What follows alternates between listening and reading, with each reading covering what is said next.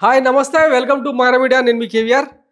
కూటమి సర్కారు గోబెల్స్ ప్రచారానికి వాస్తవానికి గోబెల్స్ కూడా బతుకుంటే మళ్ళీ ఒకసారి ఉరేసుకొని ఆత్మహత్య చేసుకునేటోడేమో.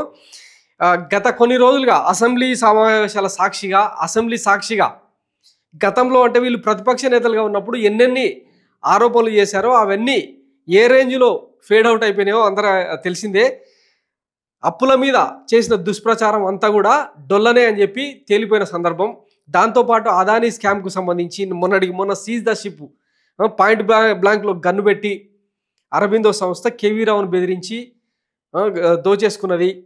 ఇట్లా ఎన్నెన్నో కథనాలు వండి వారుస్తూ ఉన్నారు కదా. అన్ని బిస్కెట్ అన్న సంగతి తెలిసిందే. ఆఖరికి శ్రీవారి మీద కూడా వీళ్ళు చేసిన దిక్కుమాల ప్రచారం రాజకీయం ఏ రేంజ్లో జనాలు ఊసేదాకా వచ్చిందో చూసినాం కదా. ఇప్పుడు తాజాగా మరో ఘటన ఏంటంటే, ఎన్నికల ప్రచారం తీవ్ర ఉధృతంగా సాగుతున్న తరుణంలో అంటే మరో వారం 10 రోజుల్లో ఆంధ్రప్రదేశ్ అసెంబ్లీ ఎన్నికలు జరుగుతాయని అనుకుంటుండగా బ్రెజిల్ నుంచి ఒక షిప్ వస్తుంది, విశాఖ తీరానికి చేరుతుంది. అందులో 25,000 కేజీల డ్రగ్స్ దొరికినాయని చెప్పి ఇక దాన్ని ఒక ప్రచారాస్త్రంగా వాడుకున్నారు.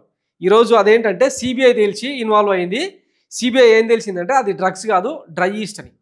ఈలోపు ఆ దెబ్బతో కూటమి ప్రభుత్వమే మారిపోయింది, కూటమి సర్కార్ అధికారంలోకి వచ్చింది. ఇప్పుడు మరి ఆ జరిగిన డ్యామేజ్కు ఎవరిది బాధ్యత, ఇవన్నీ మనం అడగొద్దనమాట. అప్పుడు వీళ్ళు చేసిన దుష్ప్రచారం ఏంటంటే ఒకసారి చూడండి.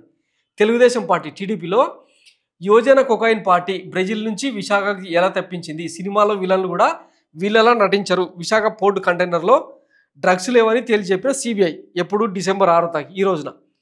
ఆ రోజు ఏం పెట్టినారు, దేశంలో ఎక్కడ డ్రగ్స్ పట్టుబడినా తాడేపల్లి ప్యాలెస్ లింకులే బయటపడేవి. నాడు తాలిబాన్ టు తాడేపల్లి 2021 విజయవాడలో 21,000 కోట్ల హెరాయిన్, నేడు బ్రెజిల్ టు తాడేపల్లి 2024 విశాఖలో 1,60,000 కోట్ల కొకైన్ అని చెప్పి పోస్టులు అనమాట. బ్రెజిల్ మాఫియాతో డీల్ మాట్లాడింది YS Anil Reddy, YS Sunil Reddy. Brazil నుంచి విశాఖ పోర్టుకు తెచ్చే బాధ్యత విజయసాయి రెడ్డిది, డబ్బులు పోగేసేది జగన్మోహన్ రెడ్డిది. విశాఖ పోర్టు నుంచి ఏపీ మొత్తం పంచే బాధ్యత సజ్జల భార్గవ రెడ్డిది అని చెప్పి అప్పట్లో ఎన్నికల ప్రచారంలో బాగా ఇట్లా పోస్టులు వేసారనమాట. ఆఖరి జనసేన అఫీషియల్ హ్యాండిల్లో కూడా వైసీపీ పాలనలో డ్రగ్స్ క్యాపిటల్గా ఆంధ్రప్రదేశ్, వైసీపీ పాలనలో డ్రగ్స్ క్యాపిటల్గా ఆంధ్రప్రదేశ్ అని చెప్పి as part of operation Garuda CBI seized shipping container suspected to contain narcotics mixed with 25,000 kg of inactive dried yeast at Visakhapatnam port. The container was booked from Santos port Brazil అని చెప్పి Janasena official హ్యాండిల్లో. ఇది TDP చేసిన దుష్ప్రచారం. ఆ రోజు కూటమికి సంబంధించిన నేతలు దీన్ని ఆసరాగా మార్చుకొని ఏ రకంగా విమర్శలు చేశారో ఒకసారి చూడండి. సో ఇది ఆ కంటైనర్, సీజ్ చేసిన కంటైనరు. దీన్ని మళ్ళా ఎప్పుడు తెలుసా, ఎన్నికలు అయిపోయి 6 నెలల తర్వాత. వాస్తవానికి అప్పుడే ఇది డ్రై ఈస్టా డ్రగ్ అని తేల్చడానికి ఎన్ని రోజులు టైం పడుతుంది మహా అయితే, నార్కోటిక్స్కు వారం 10 రోజులు, మహా అయితే 2 వారాలు. కానీ ఎలక్షన్ల ముందరనే ఈ రిపోర్ట్ను బయట పెడితే కూటమికి మైనస్ అవుతుందని చెప్పి ఇన్ని రోజులు కథ డ్రామాలు ఆడిందనమాట వ్యవస్థ కూడా. దట్టు ఫ్రమ్ కొలంబియా నుంచి మీరు చూస్తే 25,000 టన్నుల heroin South America, that from Colombia నుంచి వైజాగ్ పోర్టులో దొరికింది. 25,000 కేజీ డ్రగ్స్ వచ్చాయి. అది కూడా డ్రై ఈస్ట్ పేరుతో బ్రెజిల్ నుంచి కన్ఫర్మేట్ వచ్చింది. ఏపీలో కలకలం రేపిన వైజాగ్ పోర్ట్ డ్రగ్స్ కేసులో ఇప్పుడు ఇంత పెద్ద ఎత్తున దుష్ప్రచారం చేశారు కదా, మరి వీళ్ళ మీద ఏ కేసులు పెట్టాలి? నాన్నకు బుడ్డి, అమ్మకు తల్లికి వందనానికి పంగనామాలని పెడితేనే, దాన్ని పోస్ట్ చేస్తేనే, రీట్వీట్లు పోస్ట్ చేస్తేనే కేసులు పెడుతున్న కూటమి నేతలకు, కూటమి సర్కారుకు మరి వీళ్ళని ఏ చెప్పుతో కొట్టాలి, లేకపోతే ఏ కేసులు పెట్టాలి?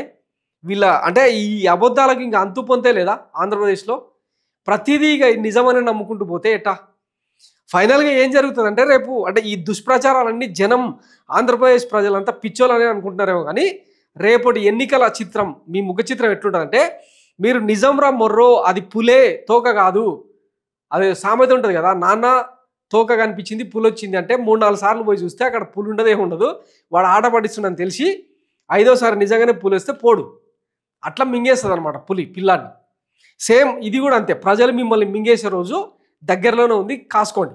ఎందుకంటే ఒకసారి 2 సార్లు అంటే మోసపోతే అది అమాయకత్వం అనుకోవచ్చు. ఇక పదే పదే మీరు వేసే ట్రాప్లో జనాలు పడుతున్నారంటే అది దాని ఇంకా వేరే ఇంకేదో పదాన్ని సృష్టించాలన్నమాట. సో ఇప్పటికీ మీ కూటమి పాపాలు పండినాయి. ఎందుకంటే మీరు సూపర్ 6 హామీలు 33,000 మంది మహిళలు అమ్మాయిలు ఎత్తుకెళ్ళిపోయినారు. సెంట్రల్ ఇంటెలిజెన్స్ నుంచి నాకు సమాచారం ఉందని చెప్తే అప్పట్లో రాష్ట్రం ఎంత పెద్ద ఎత్తున గగ్గోలు సంచలనమైందో చూసిరు కదా. తీరమ్మన్న అసెంబ్లీ సమావేశాల్లో ఏంది 44 కేసులు మా దృష్టికి వచ్చినాయి, అందులో 35 మాత్రమే ఎఫ్ఐఆర్ అయినాయి అని చెప్పి వంగలపూడి అంతనే రిపోర్టు బయట పెట్టింది. మరి 33,000 మంది ఏది? దీనికి సమాధానం చెప్పే బాధ్యత వీళ్ళకి లేదా? చెప్పరు.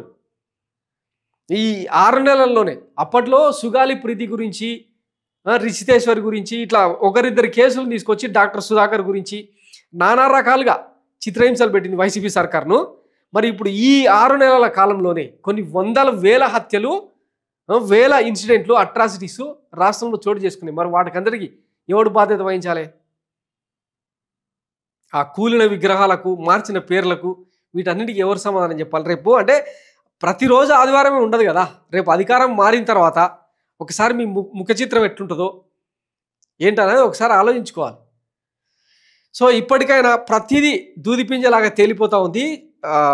ఇన్సిడెంట్ ఏదైనా జరిగినప్పుడు కొద్దిగా సంయమనం పాటిస్తే అసలు నిజానిజాలు ఏంటన్నది వెలుగు చూస్తాయన్నమాట. సో ప్రతిదీ సోషల్ మీడియాలో వచ్చే ప్రతిదీ నిజమని నమ్మితే ఇట్లనే బిస్కెట్ అవుతాయి అనమాట. ముఖ్యంగా ఈ టీడీపీ, జనసేన, బీజేపీ సోషల్ మీడియాలో వచ్చేది నమ్మిరు అనుకోండి, ఇక మీ గొయ్యి మీరు తవ్వుకున్నట్టే. So be careful Andhra people. Thanks for watching Myra Media. నేను మీ కేవీఆర్. Thank you.